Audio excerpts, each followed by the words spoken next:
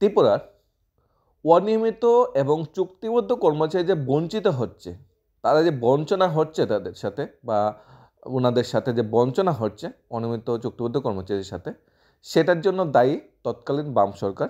এই বক্তব্যটা করেছে মাননীয় অর্থমন্ত্রী পানজিৎ সিংহ রায়। উনি বলেছে আমাদের কোনো দোষ নেই, আমরা কিছুই করিনি, আমরা খুব ভালো, আমরা খুব পজিটিভ। তৎকালীন বামপন্থ সরকারই তাদের ভবিষ্যতের সাথে খেলা করেছে, তৎকালীন বামপন্থ সরকারই তাদের মেন শত্রু। বামপন্থ সরকার তাদের মুখের গ্রাস কেড়ে নিয়েছে, বামপন্থ সরকার তাদের মুখের গ্রাস কেড়ে নিতে চেয়েছিল, আমরা এসে তাদের চাকরি বাঁচিয়েছি।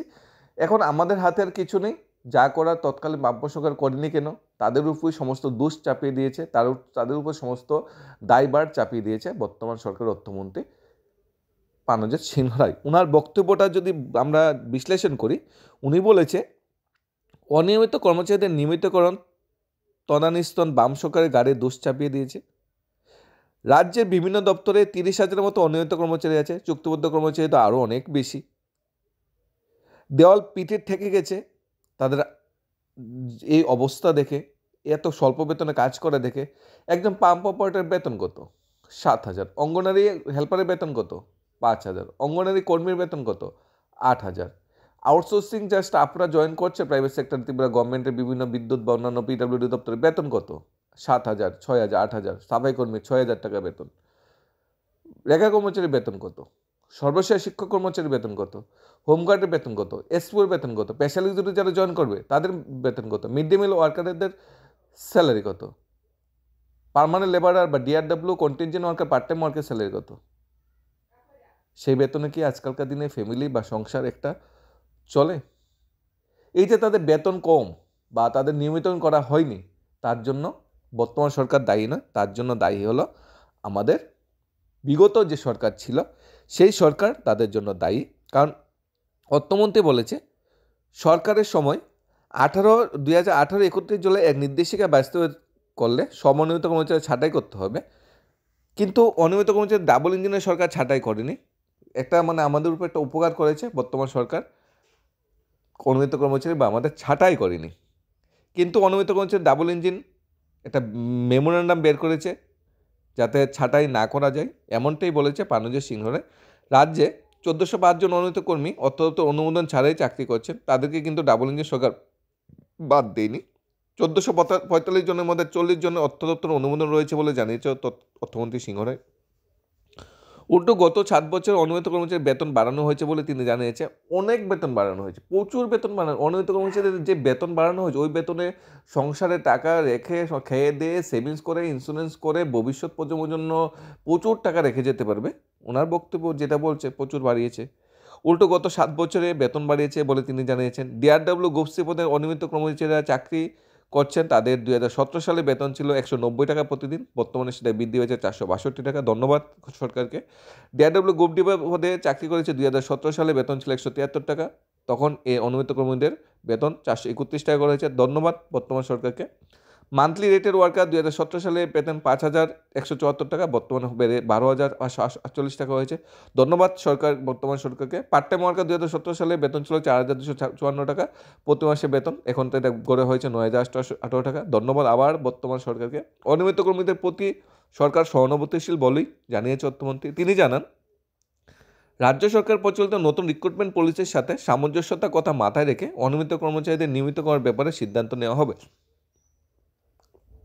নতুন যে রিক্রুটমেন্ট পলিসি সাথে সামঞ্জস্যতার কথা মাথায় রেখে অনিয়মিত কর্মচারীদের নিয়মিতকরণের ব্যাপারে সিদ্ধান্ত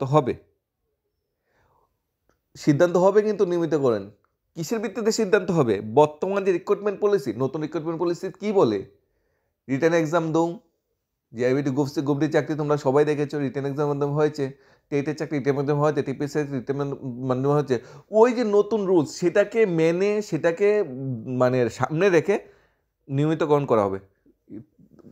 ডাইরেক্ট বলতেই পারতো নিয়মিতকরণ করা হবে না, পরীক্ষার মাধ্যমে নিয়মিতকরণ করা হবে। এটাই তো বোঝা গেল নতুন রিক্রুটমেন্ট পলিসির সাথে সামঞ্জস্যতা রেখে।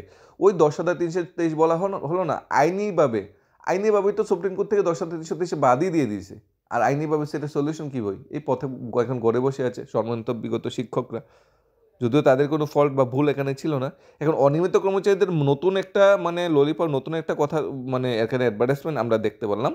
নতুন রিক্রুটমেন্ট পলিসির সাথে সামঞ্জস্যতার কথা মাথায় রেখে অনিয়মিত কর্মচারী নিয়মিতকরণ ব্যাপারে সিদ্ধান্ত হবে, মানে ডাইরেক্টলি নাই বলা যায়, কারণ নতুন রিক্রুটমেন্ট পলিসি তোমরা সবাই জানো পরীক্ষা দিতে হবে। শুধু যে অনিয়মিত কর্মচারীরা পরীক্ষা বসবে এটা নয়, অন্যান্য বেকার চাকরি হতে সে ভাই বোনরাও পরীক্ষা বসবে। তাই সেই কম্পিটিশনে কি আজকালকার দিনে 50, 55, 40 বছরের অনিয়মিত কর্মচারীরা পারবে সে কম্পিটিশন করতে? সেখানে কি 2018 সালে সেটাই বলা হয়েছিল যে নতুন রিক্রুটমেন্ট পলিসি অনুযায়ী মানে তাদের নিয়মিতকরণ করা হবে? তখন তো সেটা বলা হয়নি, তখন বলা হয়েছে ধাপে ধাপে অনিয়মিতকরণকে নিয়মিতকরণ করা হবে। অনিয়মিত কর্মচারী নিয়মিতকরণ বিষয়টি পর্যালোচনা করলে দেখা যায় যে বামপন্থ সরকার সর্বপ্রথম একটি পলিসি অনুসারে ডিআরডব্লিউ, কেজুয়াল সহ অনিয়মিত কর্মচারী নিয়মিতকরণের সিদ্ধান্ত নেয়। সেই পলিসি মোতাবেক 2005 সালে 31 মাস পর্যন্ত 17 বছর পূর্ণ হয়েছিল তাদের নিয়মিতকরণ করা হয় মেমো নাম্বার এত অনুযায়ী। এরপর তৎকালীন বামপন্থ সরকার 2006 সালে 31 মার্চ পর্যন্ত যারা 15 বছর পূর্ণ হয়েছিল তাদের নিয়মিতকরণ করেছে। তারপর মেমো নাম্বার এত অনুযায়ী যারা 2009 সালে অনেক কর্মচারী নিয়মিতকরণ করা হয়েছে। তারপর একটা নতুন মেমোরেন্ডাম জারি করে 2003 সালে 31 মাস পর্যন্ত যারা চাকরিতে নিযুক্ত হয়েছে তারা 10 বছর হয়েছে তাদেরকে নিয়মিতকরণ করা হবে, অতএব যারা 2003 সালে 31 মাস পর্যন্ত নিযুক্ত পেয়েছিল 2013 সালের মধ্যে এই সমস্ত অনিয়মিত কর্মচারী 10 বছর পূর্ণতা পায়। তৎকালীন কিন্তু বামপন্থ সরকার তাদের নিয়মিতকরণ করেনি। এর একটা বড় কোশ্চেন মার্ক থাকবে, কারণ তৎকালীন বামপন্থ সরকার বলেছিল 2003-এর আগে যারা জয়েন করেছে তাদের নিয়মিতকরণ করা হবে, কিন্তু 2013-14 সালে কিন্তু তাদের নিয়মিতকরণ কিন্তু তৎকালীন বামপন্থ সরকার করেনি। এটা কিন্তু একটা কোশ্চেন থেকে যাচ্ছে, কারণ সবাই একই রকম, লঙ্কায় যে সে যেমন বলা হয় না, তৎকালীন বামপন্থ সরকারের কিন্তু অনেকগুলি ত্রুটি অনেকগুলি ভুল কিন্তু সেখানে ছিল। আমরা এক চোখে গিয়ে এক চোখে তেল দেখলে চলবে না, ভুল ছিল তো ছিল। 2003 সালের আগে যেহেতু আমরা চাকরি পেয়েছি, 10 বছর তো 2013 সালে কমপ্লিট হয়েছে, তারপর কেন আমাদের নিয়মিতকরণ তৎকালীন সরকার করেনি? কোশ্চেন থাকবে না? কোশ্চেন তো অবশ্যই থাকবে। তারপর একটা মেমো নাম্বার 2018 অনুযায়ী বর্তমান সরকার অনিয়মিত কর্মচারী ছাঁটাই করতে হতো, কারণ 2003 সালের পর অনেকেই জয়েন করছে। তারপর বর্তমান সরকার সহানুভূতির দৃষ্টিতে সেই যে রুলসগুলো ছিল 10 বছর হলে নিয়মিতকরণ যে রুলসগুলো ছিল সেগুলি ক্যান্সেল করে দেওয়া হয় এবং মেমোতে বলা হয় পরবর্তী সময়ে যে সেগুলি পর্যালোচনা করে নতুন মেমো ইস্যু করা হবে। যদিও এখন পর্যন্ত কোনো নতুন মেমো ইস্যু করেনি।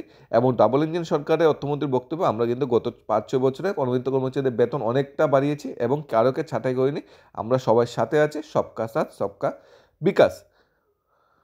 অনিয়মিত কর্মচারীদের ব্যাপারে সরকার চিন্তাভাবনা করছে একটা বিশেষ পোর্টালের মাধ্যমে অনিয়মিত কর্মচারীদের ব্যাপারে তথ্য সংগ্রহ করা হচ্ছে বলে তিনি জানান। মন্ত্রী জানান এই পোর্টালের মাধ্যমে ইতিমধ্যে 1680 জন অনিয়মিত কর্মচারীর তথ্য সংগ্রহ করা হয়েছে। সমস্ত তথ্য সংগ্রহ করার পর রাজ্যবাসী সরকার সংগৃহীত তথ্য পর্যালোচনা করবে এবং রাজ্য সরকার প্রচলিত নিয়ম নীতির সাথে সামঞ্জস্যতা চিন্তা করে সিদ্ধান্ত নেবে বলে তিনি জানান।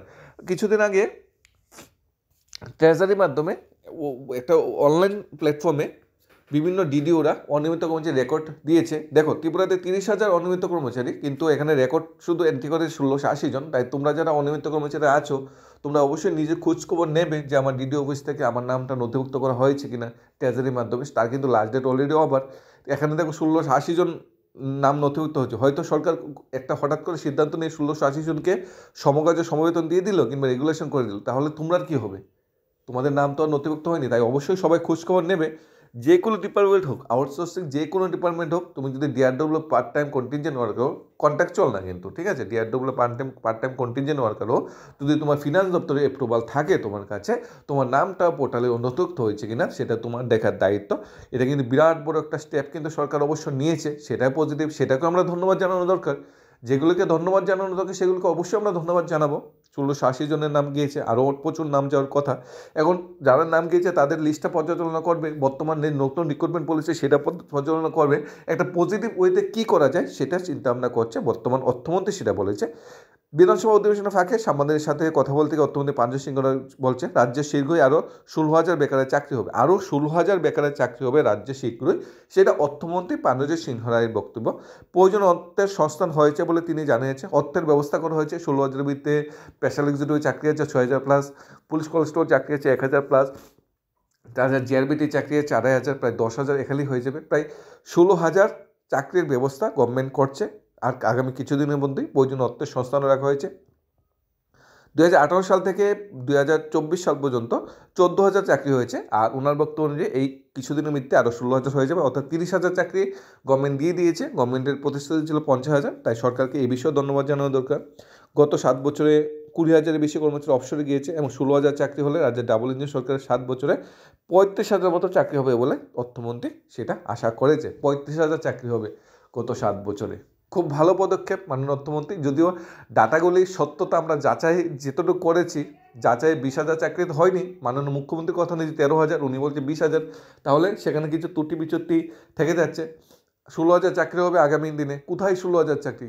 আগামী দিনে বলতে কবে হবে সেই বিষয়ে তিনি কিছু বলেনি, অর্থাৎ প্রসেসিং চলছে, হয়তো 2028, 29, 30, 31, 32 হয়ে যাবে।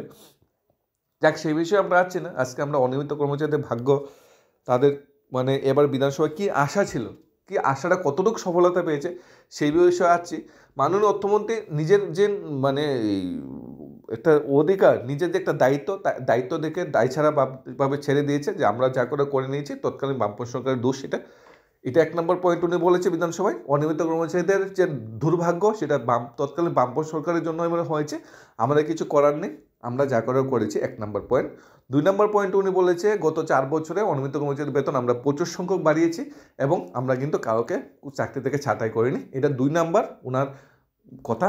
3 নম্বর কথা অনুযায়ী উনি অনিয়মিত কর্মচারীদের থেকে বিভিন্ন ডাটা কালেক্ট করেছে আগরতলা ট্রেজারির মাধ্যমে। এর মধ্যে মাত্র 1680 জনের ডাটা এসেছে।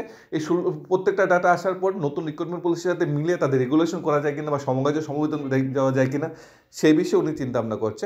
এই 3টা পয়েন্ট এবারের বিধানসভা থেকে অনিয়মিত কর্মচারীদের ভাগ্যে বা ঝুলিতে এসেছে। এখন তোমাদের বিষয়, তোমরা কি ভাবো যে তৎকালীন সরকারের জন্য এইগুলো হচ্ছে নাকি বর্তমান সময় প্রতিশ্রুতি পরিবহনে পা দিয়ে তোমরা এতটুকু এগোচ্ছ সেটা দেখবে। তোমাদের দায়িত্ব 2003 সালে আগে যারা জয়েন করেছে 2003-এর 31 মার্চের আগে তাদের 10 বছর পর নিয়মিতকরণ করার কথা ছিল। তৎকালীন বামপন্থী সরকার তাদের 10 বছর পর নিয়মিতকরণ করা হয়নি কেন সেটাও দেখার দায়িত্ব। কিন্তু কোশ্চেন তো বর্তমান সরকারকে করা সম্ভব, বিগত সরকারকে কোশ্চেন করা তো আমাদের কোনো লাভ নেই। তাই এই যেগুলি সবগুলি প্লাস পয়েন্ট মাইনাস পয়েন্ট এবারে বিধানসভা থেকে বেরিয়ে এসেছে। বর্তমান অনিয়মিত কর্মচারীদের জন্য লড়াই করছে একটা সংগঠন তৈরি হয়েছে। সংগঠনটা পরিচালনার মাধ্যম হিসেবে মাননীয় বরিষ্ঠ আইনজীবী পুরুষোত্তম এবং সামনের সারিতে এসেছে। হয়তো এই আন্দোলনটাকেও গভর্নমেন্ট ভয় পাচ্ছে বা আন্দোলনটাকে গভর্নমেন্ট একটু মানে টেনশনে আছে, তাই হয়তো কিছু পজিটিভ সিদ্ধান্ত বর্তমান সময়ে আসছে। অ্যাটলিস্ট গভর্নমেন্ট চিন্তা ভাবনা করছে নিয়মিতকরণ করার বা সমকাজে সমবেতন দেওয়ার, এবং গভর্নমেন্ট কেউকে ছাঁটাই করছে না, একটা পজিটিভ ওয়েতে সবাইকে সঙ্গে নিয়ে চলার পরিকল্পনা চলছে। এখন তোমাদের উপর নির্ভর করছে তোমরা এই বিষয়ে কী ভাবছো, আর তোমরা বিধানসভায় এবার অধিবেশনে তোমাদের হাতে তোমাদের ভাগ্যের ঝুলিতে কী জুটেছে। ধন্যবাদ সবাইকে। Studies of Tripura YouTube channel.